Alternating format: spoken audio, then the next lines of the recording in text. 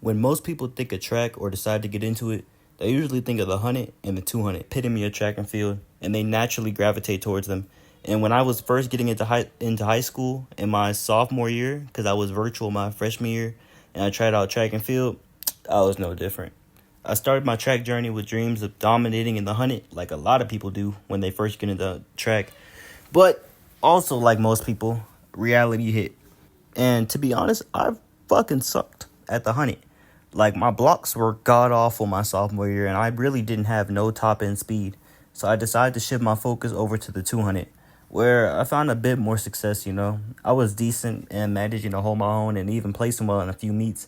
And then in my junior year, I really started to do well on the 200 for real, getting a PR of 23.2 at the end of the season. But I knew this wasn't going to be enough to just secure a spot on the varsity team, because I knew I was going to be able to get on the team off of relays, but I wanted to make the varsity team on an individual event. So coming into my senior year, I was going to do anything I could to make sure I wasn't a senior on JV.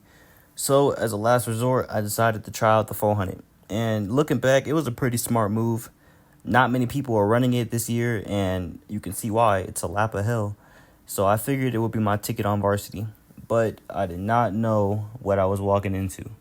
The 400 is infamous in the track world for being one of the most nerve-wracking and painful races in history. It's a full lap around the track, demanding not just speed, but endurance and mental toughness. So as I stood at that starting line for my first 400 of the season, bro, my nerves were in my fucking stomach. As soon as the gun went off, I took off out my blocks. I had a pretty decent start, which was surprising to me. And I determined that I was going to make a strong pace the entire race, basically. So that first 200 meters, I caught basically everyone off the curve. And it felt familiar, it just felt like a 200. And I had ran the 400 a couple times, like 3 or 4 times during my junior year. And I finished the year with a 52.40 as a PR. So even though this was my first race of the season, coming off of a pulled hamstring injury that I had like a week before the season started, I figured I was training enough, or quote-unquote training enough, to come out here and do decent. So coming down the backstretch and around that final curve, bro, I was flying. Like, I was ahead of the whole pack. And it looked like I was not going to slow down. And I was doing good up until, like, the 380 mark. No, not the 380 mark. Like, the 280 mark. 270, 280 mark. Like, that last little slingshot off the curve to that final straight, that's where it killed me. That's where the gorilla jumped on my fucking back. My lungs started burning. I couldn't breathe. My freaking legs were on fire. Every step I took was like just pain. Like, my body was just clamping up, and there's nothing I could do about it, bro. And even with that, I was still a good ahead of the pack, but I was just so cooked that, like, all those people ahead of me who were behind me, they caught up to me with, like, I was ahead of them for like 85% of the race, bro. That was like my worst race I've ever ran. And then I went over. As soon as I got off the freaking track, I crashed out on the field, bro. I fell, and I was done. I started cramping. I couldn't do nothing, bro. I felt like I was gonna throw up. I was just sitting there trying to focus. I was like, please do not throw up. I don't care about how bad or embarrassing I look when I'm crashing out from lactic pain. I don't care about that. But throwing up, I'm not finna throw up on this field in front of all these people.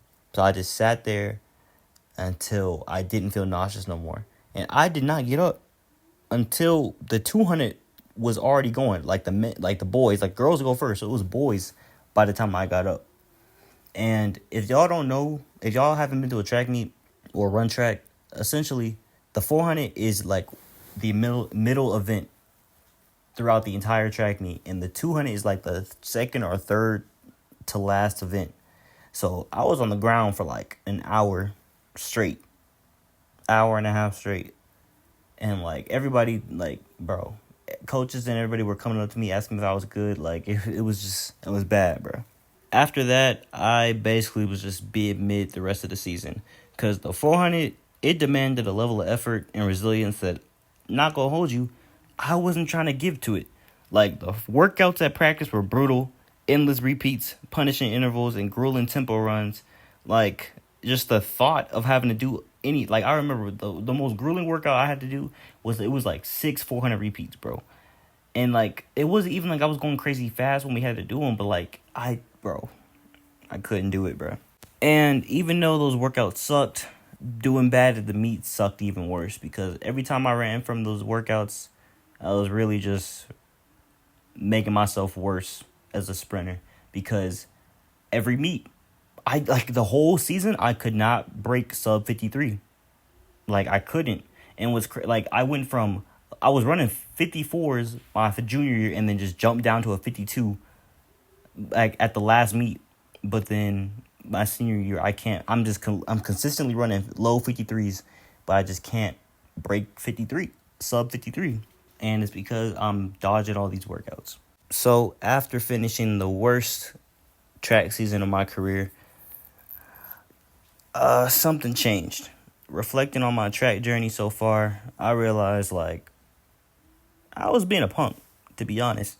Like I can't try to talk about how I want to be great and make videos about wanting to be great, but then not really putting in the work that needs to be great.